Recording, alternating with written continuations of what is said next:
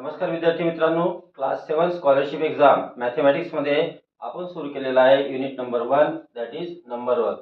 यामध्ये जो first lesson आहे तो आहे even number, odd number, prime number, twin prime, को प्राइम, कंपोजिट, ट्रायंगुलर आणि रोमन न्यूमर्स वर आधारित जे एक्झाम्पल्स आहेत ते आपण बघत आहे. या आधीच्या व्हिडिओमध्ये आपण क्वेश्चन 5 पर्यंतचे क्वेश्चन सॉल्व्ह केलेले आहेत. तर आज बघूया क्वेश्चन 6 पासूनचे पुढील क्वेश्चन्स आणि हे सर्व क्वेश्चन्स आपण घेतलेले आहे नवनीतच्या बुक मधून. त्याआधी सांगू इच्छितो की जर आपण माझ्या चॅनलवर नवीन असाल तर चॅनलला सबस्क्राईब करा, बेल आयकॉनला प्रेस करा, व्हिडिओ आवडल्यास लाईक करा आणि आपल्या मित्रांना शेअर करा.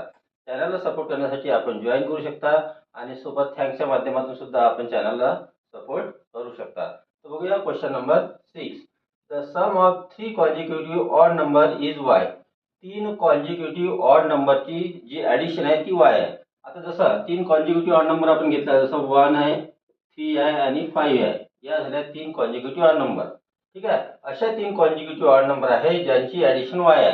त्या 3 कॉन्जिक्युटिव्ह ऑड नंबर्स कोणत्या आहेत ते आपल्याला माहित नाही. ठीक आहे. समजा या त्या 3 कॉन्जिक्युटिव्ह ऑड नंबर्स आहेत आणि या सर्वांची ऍडिशन y आहे. इथे लिहूया आपण y. पुढे काय म्हटलेलं आहे, which of the following is the even number next to the greatest of these odd numbers. या ऑड नंबर पैकी जी सगळ्यात मोठी ऑड नंबर असेल, ठीक आहे, त्याची नेक्स्ट तुम्हाला इव्हन नंबर कोणती आहे ते आपल्याला इथे सांगायचं आहे. तर बघा, इथे जर आपण या 3 नंबर घेतलेले आणि याची ऍडिशन केली तर 1 + 3 + 5 दॅट इज इक्वल टू 9 येते. पण इथे ऍडिशन काय दिलेली आहे, कारण हे ऍडिशनचा इथे संबंध तेवढा दिसत नाहीये. पण आता तो कसा काढूया आपण. जर आपल्याला याची ग्रेटेस्ट नंबर माहित करायची असेल तर ती कशी माहित करायची. जर ऍडिशन इथे आपली 9 आलेली आहे तर 9 ला जर तुम्ही 3 ने डिवाइड केला तर आन्सर येतो 3, जी येते आपल्याला इथे मिडल नंबर. आता 3 नेच का बरं डिवाइड केलेला आहे, कारण 3 कॉन्जिक्युटिव्ह ऑड नंबर म्हटलेला आहे. 5 कॉन्जिक्युटिव्ह ऑड नंबर म्हटलं असतं तर आपण 5 ने त्या ऍडिशनला डिवाइड केलं असतं. 7 कॉन्जिक्युटिव्ह ऑड नंबर म्हटलं असतं तर त्या ऍडिशनला 7 ने डिवाइड केलं असतं. तर काय होते की ऍडिशनला टोटल नंबरने जर आपण डिवाइड केलं तर आपल्याला मिळते मिडल नंबर, जी इथे मिळालेली आहे. मग असं या 3 नंबरची ऍडिशन y आहे. y ला 3 ने डिवाइड करू तर ही झाली मिडल नंबर. मग मिडल नंबरच्या नेक्स्ट ऑड नंबर कोणती राहील तर +2 करून येईल, है ना, कारण ऑड नंबरच्या +2 करून येतात ज्या कॉन्जिक्युटिव्ह आहेत. मग इथे +2 केलं तर ही झाली आपली ग्रेटेस्ट ऑड नंबर. ठीक आहे. या 3 नंबर पैकी ही झाली ग्रेटेस्ट ऑड नंबर. आता प्रश्न विचारलेला आहे की याच्या नंतरची नेक्स्ट इव्हन नंबर कोणती असेल. आता जसं 5 आहे, 5 च्या नंतरची नेक्स्ट इव्हन नंबर कोणती आहे, 6 आहे आणि ती कशी आली +1 करून. मग यामध्ये आपल्याला +1 करावं लागेल जेणेकरून आपल्याला नेक्स्ट इव्हन नंबर मिळेल. मग याचा आन्सर काय होईल, y/3 2 + 1 3 + 3 हे झालं आपलं करेक्ट आन्सर आणि option number 4 is correct answer. Next बघूया question number 7. Which of the following is not a pair of coprime numbers. तर खालील 4 पर्यायापैकी कोणत्या अशा 2 नंबर्स आहेत की ज्या कोप्राइम नाही आहेत. प्रश्न काय म्हटलेला आहे, कोणत्या नाही आहेत, कोणती आहे असं नाहीये. ठीक आहे. तर सगळ्यात आधी आपल्याला पाहिजे माहित की कोप्राइम नंबर्स म्हणजे काय होते. जसं आपण 2 नंबर घेतले 3 आणि 4. 3 चे जर फॅक्टर काढले तर 1 3 येते आणि 4 चे जर फॅक्टर्स आपण काढले तर 1 2 आणि 4 येते. मग या फॅक्टर्स मध्ये कॉमन आहे फक्त 1. त्याच्यामुळे 3 आणि 4 ह्या 2 कोप्राइम नंबर्स आहेत. तो कोप्राइम नंबर्स म्हणजे कोणत्या नंबर्स, अशा नंबर्स ज्यांचा कॉमन फॅक्टर फक्त 1 राहतो. मग ज्या कॉन्जिक्युटिव्ह नंबर्स असतात त्या कोप्राइम असतात. मॅक्सिमम ज्या ऑड नंबर्स आहेत त्यामध्ये सुद्धा आपल्याला कोप्राइम नंबर्स मिळू शकतात. पण इथे जर आपण बघितलं, पहिला ऑप्शन आहे 32 आणि 24, या दोन्ही इव्हन नंबर्स आहेत आणि इव्हन नंबर्स या कोप्राइम राहत नाही, दोन्ही इव्हन नंबर असेल तर. ठीक आहे. तर हा आपला ऑप्शन नाही आहे. नेक्स्ट आहे 25 आणि 32. आता या 25 आणि 32 मध्ये एक नंबर ऑड आहे आणि दुसरी इव्हन आहे. पण प्रत्येक वेळी असं होत नाही की एक ऑड आणि दुसरी इव्हन असेल तर कोप्राइम राहणार नाही. जसं एक्झाम्पल म्हटलं मी तुम्हाला 15 आणि 20. आता 15 ही ऑड नंबर आहे, 20 इव्हन नंबर आहे. 15 चे जर तुम्ही फॅक्टर्स काढले तर 1 3 5 आणि 15 येतात. ठीक आहे. आणि 20 चे जर काढले तर 1 2 4 5 10 आणि 20 येतात. मग यामध्ये कॉमन फॅक्टर बघा, इथे 4 पण आहे, 5 आहे, ठीक आहे, आणि 1 पण आहे. म्हणजे 1 शिवाय अजून कोणता तरी कॉमन फॅक्टर यामध्ये आहे, त्याच्यामुळे या कोप्राईम राहणार नाही. याचा अर्थ सांगायचा काय आहे की हर वेळी एक इव्हन असेल आणि एक ऑड असेल तर त्या कोप्राईम राहतील असं बिलकुल नाही आहे. मग आपल्याला काय ठरवायचं आहे की 25 चे जे फॅक्टर्स आहे कोणते आहे, तर ते आहे 1, 5 आणि 25. 32 चे जर तुम्ही फॅक्टर्स काढले, फॅक्टर्स काढण्यासाठी तुम्हाला डिव्हिजिबिलिटी टेस्ट लावावं लागते 2 पासून 11 पर्यंतची, है ना. मग याच्यामध्ये 1 न डिवाइड होते, 2 न होते, त्यानंतर 4 ची टेस्ट लागते, त्यानंतर 8 ची टेस्ट लागते, त्यानंतर डायरेक्ट 16 ची लागेल. ठीक आहे. आता काय करायचं, 16 नंतर डायरेक्ट येईल 32. हे फॅक्टर्स कसे काढायचे याविषयी सुद्धा एक मी डिटेल व्हिडिओ बनवलेला आहे, ज्याची लिंक आपल्याला या व्हिडिओच्या डिस्क्रिप्शनमध्ये मिळून जाईल. तर इथे जर तुम्ही बघितलं तर यामध्ये कॉमन फॅक्टर फक्त 1 आहे, याच्याशिवाय दुसरा कोणताही कॉमन फॅक्टर नाही आहे. त्याच्यामुळे आपण म्हणू शकतो की 25 आणि 32 या कोप्राईम नंबर्स आहेत. ठीक आहे. त्यानंतर 15 आणि 22 या जर बघितलं तर या सुद्धा कोप्राईम नंबर्स आहेत. 18 आणि 35 जर बघितलं या सुद्धा कोप्राईम नंबर्स आहेत. आता प्रश्न काय होता आपला की कोणती पेअर अशी आहे की जी कोप्राईम नाही आहे, तर आपली जी फर्स्ट पेअर होती 32 आणि 24 ही कोप्राईम नाही आहे. एवढं सर्व करायची गरज नाही आहे. ऑप्शन दिसल्याबरोबर समजायचं की दोन इव्हन नंबर आहे म्हणजे या कोप्राईम नाही आहे. तो कोणत्याही दोन इव्हन नंबर या कधीच कोप्राईम राहत नाही. कळलं. नेक्स्ट बघूया question number 8. P is an even number which is the 39th even number after P. तर P ही एक इवन नंबर आहे. ठीक आहे. आणि याच्या नंतरचे आपल्याला शोधायचे आहे 39th इवन नंबर. इवनच्या नंतर इवन शोधायचे आहे. ठीक आहे. तर इवनच्या नंतर जर इवन शोधायचे असेल तर सरळ सरळ इथे एक फॉर्म्युला यूज करायचा. याविषयी एक खूप चांगला डिटेल व्हिडिओ बनवलेला आहे, त्याची लिंक सुद्धा या डिस्क्रिप्शन मध्ये देईल.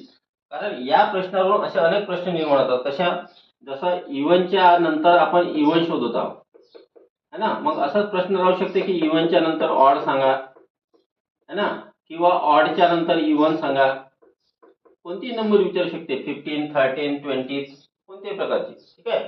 किंवा हे झालं नंतरचं, आधीचंही विचारू शकते की इवनच्या आधीची इवन नंबर कोणती, किंवा ऑडच्या आधीची ऑड कोणती, किंवा इवनच्या आधीची ऑड कोणती, किंवा ऑडच्या आधीची इवन कोणती. ठीक आहे. अशा अनेक प्रकारचे प्रश्न या एका कन्सेप्टवर तयार होतात. तर आपल्याला विचारला की पी जर इवन नंबर आहे तर याच्या नंतरची 39th आपल्याला इवन नंबर इथे शोधायचे आहे. खूप सारं सोपं उदाहरण आहे. काय आहे की इवन नंबर आपण जर पाहिला तर 2, 4, 6, 8 कंटिन्यू असं वाढत जाते. इवन नंबर मध्ये डिफरन्स 2 चा राहते. बरोबर आहे. मग आपल्याला माहित आहे की पी एक इवन नंबर आहे आणि याच्यानंतर 13 काढायची आहे, तर सरळ 39 ला 2 ने मल्टिप्लाय करा. ठीक आहे. याला 78. मग पी मध्ये 78 ऍड करा. ही होईल आपली नेक्स्ट 39 इवन नंबर. याच्याविषयीचा जो खूप चांगला व्हिडिओ बनवलेला आहे त्याची लिंक आपल्याला या व्हिडिओच्या डिस्क्रिप्शन मध्ये मिळेल, ज्याच्यामुळे तुम्ही ह्या सर्व प्रकारचे एक्झाम्पल्स तिथे पाहू शकता. नेक्स्ट बघूया question number 9. The sum of 3 consecutive odd number is 153. 3 consecutive odd नंबरची जी ऍडिशन आहे ती 153 दिलेली आहे. याच्या आधी पण एक एक्झाम्पल आपण कॉन्जिक्युटिव्ह ऑड नंबरचं बघितलेलं आहे. Which is the middle number. आता मिडल नंबर काय राहते, जर 3 कॉन्जिक्युटिव्ह नंबरची सम दिली असेल तर त्या समला 3 ने डिवाइड करा तर तुम्हाला मिडल नंबर मिळेल. 5 कॉन्जिक्युटिव्ह नंबरची जर सम दिली असेल तर त्याला 5 ने डिवाइड करा, तुम्हाला मिडल नंबर मिळेल. 7 कॉन्जिक्युटिव्ह नंबरची जर सम दिली असेल तर त्या समला 7 ने डिवाइड करा, तुम्हाला मिडल नंबर मिळेल. आता क्वेश्चन मध्ये ट्विस्ट अनेक प्रकारे येऊ शकते. हा खूप सोपा प्रश्न आहे. इथे फक्त आपल्याला मिडल नंबर फाइंड आउट करायचे आहे. पण इथे प्रश्न अलग प्रकारे विचारू शकते जो आपण याच्या आधी पण बघितलेला आहे, की असं होऊ शकते की लार्जेस्ट आणि स्मॉलेस्ट नंबरचा डिफरन्स सांगा, किंवा लार्जेस्ट आणि स्मॉलेस्ट नंबरची ऍडिशन सांगा. प्रश्न कोणत्याही प्रकारे फिरवल्या जाऊ शकते. इथे आपल्याला या प्रश्नात फक्त एवढं समजायचं आहे की मिडल नंबर कशी मिळेल, आणि एकदा मिडल नंबर मिळाले की त्याच्या नंतरच्या नंबर आणि त्याच्या आधीच्या नंबर आपल्याला फाइंड आउट करता येऊ शकतात. आता ऍडिशन आपल्याला दिलेला आहे 153 आणि 3 नंबर आहेत, त्याच्यामुळे याला 3 न तुम्ही डिवाइड करा तर तुम्हाला आन्सर मिळेल इथे 51. याचा अर्थ मिडल नंबर झाली 51. तर आपला आन्सर 51 आलेला आहे. पण जर असं तुम्हाला म्हटलं की याच्यामध्ये जे लार्जेस्ट आणि स्मॉलेस्ट नंबर आहे त्यांची डिफरन्स काढा. मग याच्यामध्ये लार्जेस्ट 3 कॉन्झिक्युटिव्ह आहे नंबर ऑड. मग लार्जेस्ट नंबर कोणती होईल? 51 च्या नंतर 53 येईल, 51 च्या आधी 49 येईल. 49 आणि 53 यांचा तुम्ही डिफरन्स काढा 49 चा. ठीक आहे. आणि जर ऍडिशन विचारली लार्जेस्ट आणि स्मॉलेस्ट जे ऑड नंबर आहे दिलेल्या क्वेश्चन मध्ये, तर तुम्ही काय कराल? 53 प्लस 49 कराल. म्हणजे एकाच प्रश्नामधून तुम्हाला अनेक प्रश्न इथे निर्माण जर झाले तर त्याचं उत्तर कसं काढायचं हे इथे मी तुम्हाला सांगण्याचा प्रयत्न करत आहे. नेक्स्ट बघूया question number 10. What is the product of the smallest 2 digit composite odd number and greatest even prime number? तर सगळ्यात आधी आपल्याला कंपोजिट नंबर काय हे माहित असायला पाहिजे. कंपोजिट नंबर म्हणजे अशा नंबर ज्यांचे 2 पेक्षा जास्त फॅक्टर्स असतात. जसं 4 आहे, 4 चे फॅक्टर्स कोणते आहेत? 1, 2 आणि 4. ठीक आहे. सर्व इव्हन नंबर्स म्हणजे 2 ला सोडून, 2 एक प्राईम नंबर आहे ना, 2 ला सोडून जेवढ्या काही सर्व इव्हन नंबर्स आहेत त्या सर्व कंपोजिट नंबर्स आहेत. आणि ऑड नंबर मध्ये सुद्धा कंपोजिट नंबर्स राहतात. जसं आपण फॅक्टर 9 घेतला तर 9 मध्ये 1, 3 आणि 9 हे फॅक्टर झाले, म्हणजे 2 पेक्षा जास्त फॅक्टर आहे, याचा अर्थ 9 सुद्धा कंपोजिट नंबर आहे. तर कंपोजिट नंबर म्हणजे काय, हा कन्सेप्ट तुमचा क्लिअर झाला. आता प्रश्न काय विचारला आहे की स्मॉलेस्ट 2 डिजिट कंपोजिट नंबर. आता 2 डिजिट नंबर कुठून स्टार्ट होतात? आपल्या 10 पासून. आणि 10 चे फॅक्टर काय आहे? 1, 2, 5 आणि 10. याचा अर्थ ही झाली स्मॉलेस्ट 2 डिजिट कंपोजिट नंबर. आपल्याला 10 मिळालेला आहे. पुढे काय म्हटलेलं आहे? Greatest even prime number. Greatest even prime number. आता ग्रेटेस्ट इव्हन प्राईम नंबर कोणती आहे?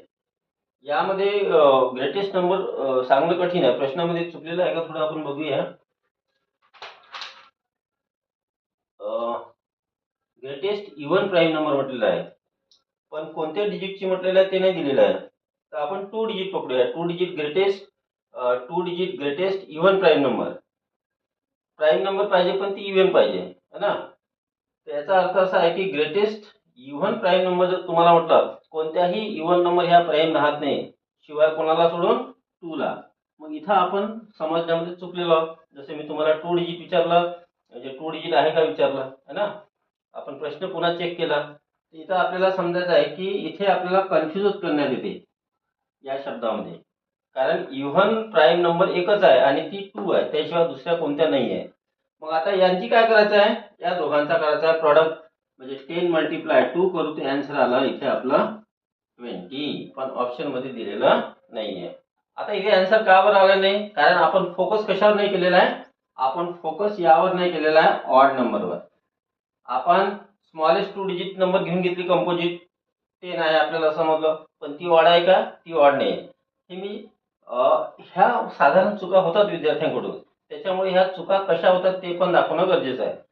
तर आपल्याला पाहिजे स्मॉलेस्ट 2 डिजिट कंपोजिट नंबर, तर पण ती ऑड पाहिजे. मग आता 10 आपल्यासाठी smallest 2 digit odd 2 digit number आहे ना, पण ती इव्हन आहे. मग आपल्याला नंतरची घेऊ 11, पण ती कंपोजिट नाही, ती प्राईम आहे. त्यानंतर घेऊ आपण 13, पण ती सुद्धा प्राईम आहे. त्यानंतर घेऊ आपण 15. 15 चे जर तुम्ही फॅक्टर काढले तर कोणते येतात? 1, 5 आणि 15 येतात.